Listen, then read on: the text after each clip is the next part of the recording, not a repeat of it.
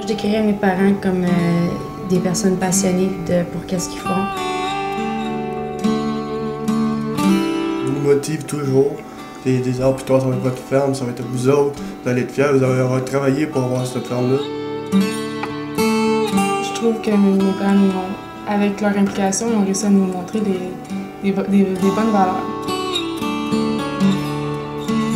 Connaissant Dad, ben, il va certainement vouloir, qu'est-ce qu'on ne sait pas comment faire, ben, il va certainement nous aider pour encore un autre 10 ans quand on va être en ferme. On gère la ferme depuis 86. J'ai exploité la ferme 2 ans, un petit peu plus que 2 ans, 2 ans et demi à peu près avec mes parents. Puis après 2 ans et demi, mon père m'a dit, il dit, je suis plus capable de te suivre. Il dit, si tu veux acheter, il dit, moi je suis vendeur. Fait qu'on a acheté le 26 juin 86. On est en production laitière depuis le début. Là.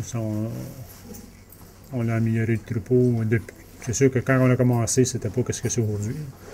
Mais au fil des ans, ça s'est amélioré. On a quintuplé le quota, puis pratiquement avec le même nombre de vaches, à peu près le même nombre de vaches.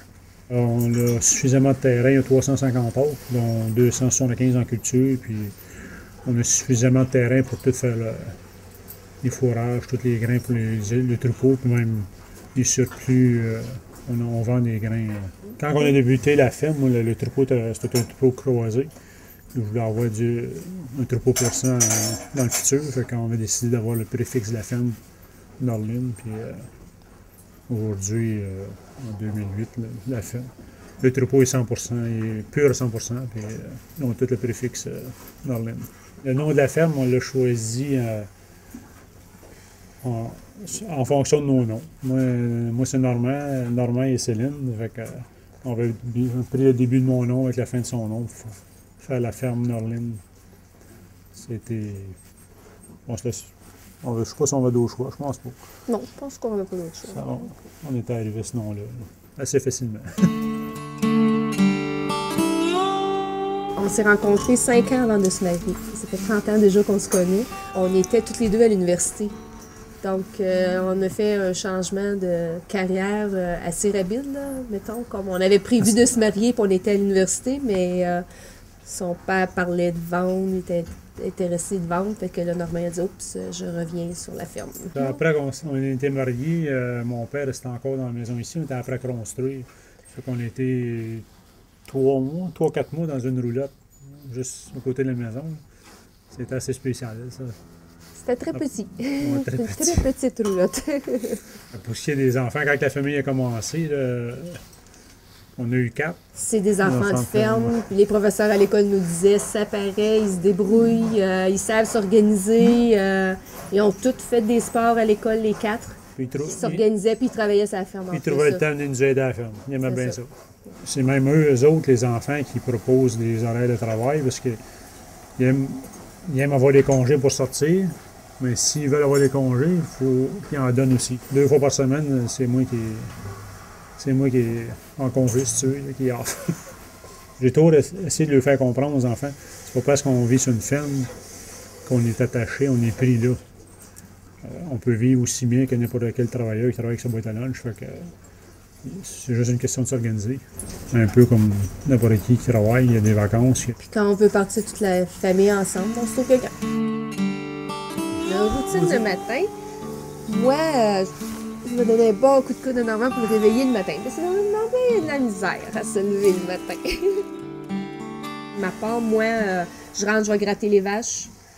Je nettoie, je vais donner des fois, s'il n'y a pas trop d'ensilage devant les vaches, je vais donner un coup de repousser l'ensilage. S'il y en a trop, ben là, j'y laisse ça à lui. On travaille à 2, mais vu qu'on a juste 6 unités à 2, des fois, on a un peu de temps libre. Fait que je fais le nettoyage, après ça, elle va passer un coup de balai. Souvent, je vais avoir de la comptabilité, donc je vais faire de la comptabilité pour la ferme, payer des billes, ou quoi que ce soit. Moi, je fais de l'entretien, dépendant de ce qu'il y a à faire. Là.